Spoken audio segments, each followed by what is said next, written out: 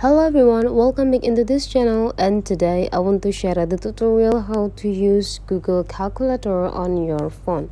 So first thing you have to do is just go open the Google Chrome. Okay, in this Google Chrome you just need to go click this plus button, and after that you just need to type a Google Calculator on the search button. Let me type it for you. Google Calculator. Okay, I found it here, so let's just click it. And now we already have an access to use this Google Calculator. You can just type the amount or the data that you want to calculate here. If you use this standard calculation, you just enough by using this.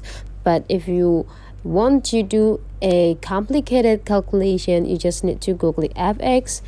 Now you can access several functions or formula on this Google Calculator. So this is the way how to use Google Calculator without installing the application.